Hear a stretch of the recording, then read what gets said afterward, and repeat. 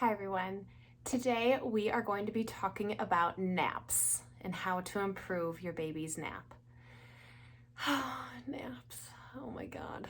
They can be the most frustrating part of your day. I really struggled with my son's nap schedule. The books told me that they needed a 90-minute nap, and what the heck? They weren't taking a 90-minute nap.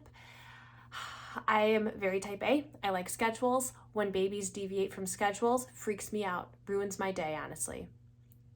Now that they are 3 and 5 years old, I wish I could have enjoyed the days more and not let their nap length ruin my day. So, I want to tell you 5 things that you can do to help your child's take a better nap. But just know that naps do not become consistent or reliable till typically 6 months of age.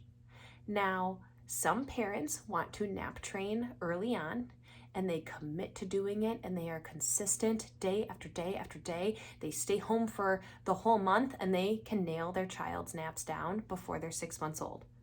But there are a lot of families who can't do that. So I want to talk about 5 different things that you can do to help your child take the best nap that they can. We're going to talk about wake windows. We're going to talk about the ideal sleep environment. We're going to talk about a feeding schedule. We're going to be talking about how to lay them down. And then the last one we're going to be talking about is pausing when they wake up. So let's get into it. Let's talk about the first part, which is wake windows. Knowing your baby's wake window is imperative. We want to know the amount of time that your baby should be awake in between sleeps so we can put them down in that sweet spot. So they're not undertired, they're not overtired. You find just the right spot. Now, if your baby is 6 months old, that could be 2 hours, that could be 2.5 hours. So that's a 30-minute gap there, and pay attention to your baby. You know your baby best. Some babies are more tired, and so they need that nap every 2 hours. Now, some babies can make it 2.5 hours. So knowing your baby's wake window is huge. Trying to put down an overtired baby is awful. They will cry and cry and cry. So determine your baby's wake window. I've got a link on my website, dowellparenting.com, and it's got a free scheduler. There's a free PDF. It tells you your baby's wake window depending on their age. So check that out if you are curious about your child's wake window. Once you know your child's wake window, perfect.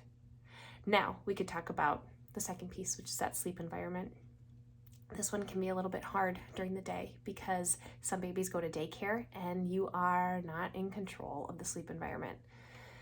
Ideally, your baby will be in a dark room with blackout shades or blackout curtains, and they will have a white noise machine.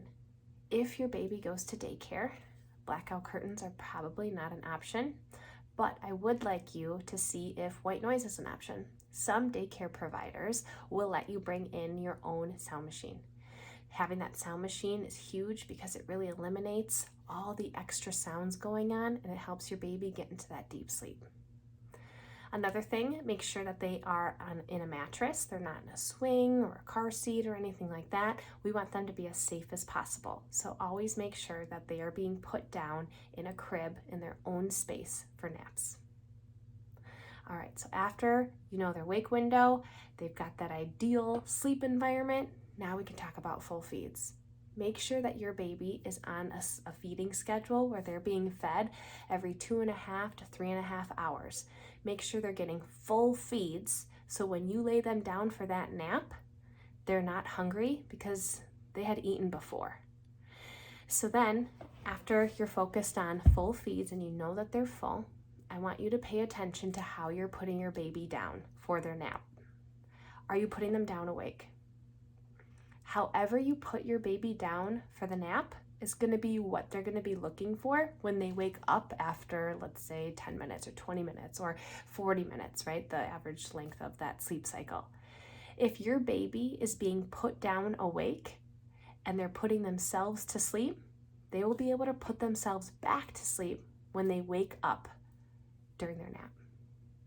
And then that last part, number 5, is pausing. This is a huge one. So often, American parents, typically it's usually American parents, rush in after their baby wakes up after 20 minutes. Like, oh, they're awake, that nap was a wash, and they rescue and they get their child right away. I want you, though, to pause when your baby wakes up in the middle of their nap. Now, I'm not saying go for a walk and get bonbons, and you're ignoring them or abandoning them. I'm not saying that at all. I'm saying watch them on the monitor. Oftentimes, we think that babies are awake, but they're not. Baby sleep is super active. They move, they turn. Some babies even sit up. Give them the chance to put themselves back to sleep. Some parents are comfortable waiting 5 minutes. Some parents are comfortable waiting 15 minutes. I want you to find a time that you are comfortable, set it on your phone, and just watch your baby and see what they do. Give them that chance to put themselves back to sleep. So, to review, we want to make sure that you know your baby's wake window. We want to make sure their sleep environment is solid with blackout shades and white noise and their own space. We want to make sure that your baby is getting full feeds every 2.5 to 3.5 hours, depending on their age. We want to make sure that you're putting your baby down awake. And then the 5th one, we want to make sure we're pausing and giving them some space and time to see if they can get themselves into the next sleep cycle when they wake up and nap time isn't officially supposed to be over yet, okay? Try to not let your baby's naps ruin your day. Babies are not robots.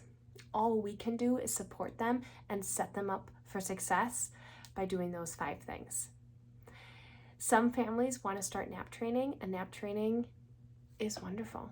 Nap training, though, I will tell you, is a lot harder than nighttime training. With my clients and babies, we see progress already by night 2, definitely by night 3. With naps, though, you have to be consistent for at least 2 weeks. There's less sleep pressure during the day. There's no natural melatonin in babies' bodies during the day. So naps, it takes a little bit longer, actually a lot bit longer. But you can do those 5 things, focus on those 5 things, and see if that will help your baby take a better nap. All right, good luck.